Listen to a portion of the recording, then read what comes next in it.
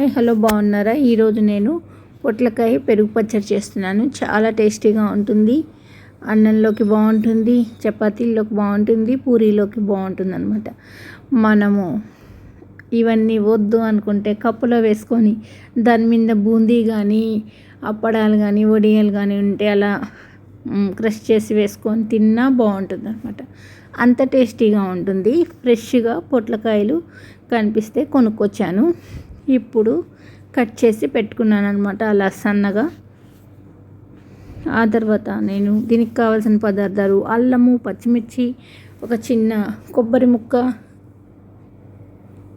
పొట్లకాయ, పెరుగు, పోపు దినుసులు. ఫస్ట్ బాండి పెట్టాను, అంటే ఇది రాచిప్ప అంటారు, ఇది పెట్టాను. దాంట్లో నూనె వేశాను, పోపు దినుసులు వేశాను, ఆయిల్ కొబ్బరి నూనె వేశాను. కాదు ఈరోజు కొబ్బరి నూనె కాదు, ఆవ నూనె వేసాను అనమాట. ఎందుకంటే ఇది పెరుగు పచ్చడి, ఆవపిండి కూడా కొంచెం వేస్తున్నాను, 1 స్పూను. అందుకని ఆవ నూనె వేసి పోపు వేశాను. చాలా టేస్టీగా ఉంటుంది ఆవ నూనె. కొన్ని రెసిపీస్లో వాడతాయి అన్నమాట. మనం దీంట్లో ఆవపిండి వేస్తున్నాం కాబట్టి ఆవ నూనె వాడాను అనమాట. మూత పెట్టేసాను. చాలా చిన్నది, ఇది 1/2 kg పడుతుంది అంతేను. ఈ పొట్లకాయ ఎటు తగ్గిపోతుంది కదా ఉడికాక అనేసి అది పెట్టేశాను అనమాట. దీంట్లో నేను దంచుకోలేక మిక్సీ వేసుకుంటున్నాను.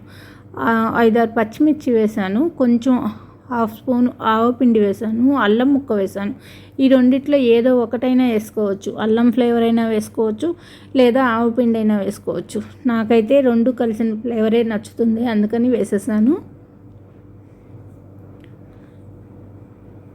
ఎందుకంటే ఆవపిండి వేడి చేస్తుంది, ఆల్రెడీ మనం ఆవకాయ ఇట్లాంటివి తింటూనే ఉంటాం కదా అనేసి నేను ఫ్లేవర్ కోసం 1/2 స్పూన్ వేసి అల్లం ముక్క, పచ్చిమిర్చి వేసాను అన్నమాట.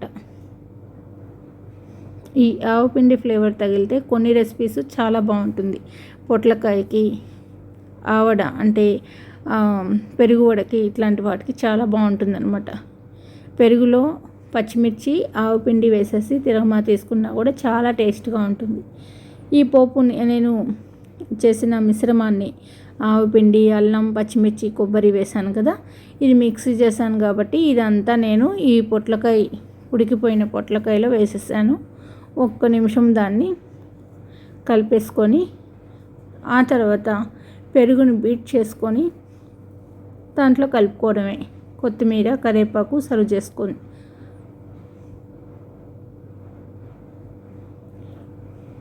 పెరుగుని మజ్జిగ చేసేసుకుంటున్నాను. అంటే చిక్కగా, మరీ పెరుగు విరిగినట్టు ఉంటుంది కదా, అందుకనేసి పెరుగుగా ఉంటే మా పిల్లలు అంత ఇష్టపడరు అనమాట. ఇలా బీట్ చేసేస్తే మజ్జిగలాగా చిక్కటి మజ్జిగ ఎత్తి పోస్తున్నాను దాంట్లో.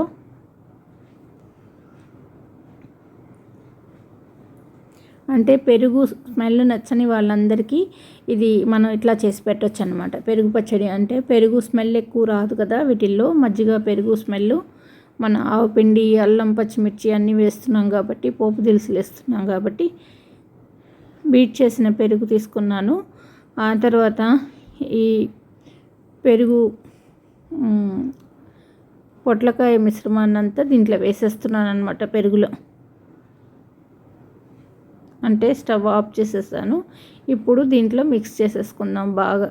మనము పసుపు నచ్చితే వేసుకోవచ్చు. ఇది పెరుగు పచ్చడి, పెరుగులాగా అంటే ఉంటేనే బాగుంటుందని నేను పసుపు వేయలేదు. పసుపు వేస్తే ఇంకా కలర్ఫుల్గా బాగుంటుందన్నమాట. ఇది గ్రీనిష్గా ఉంటుంది, ఎందుకంటే పొట్లకాయ, పచ్చిమిర్చి, అల్లము, ఆవపిండి ఇవన్నీ అలా ఉంది కదా, అందుకని ఇలా కనిపిస్తూ ఉండాలి. పెరుగు లోపల ముక్కలన్నీ గ్రీన్గా అలా కనిపిస్తుండాలని అలాగే ఉంచాను.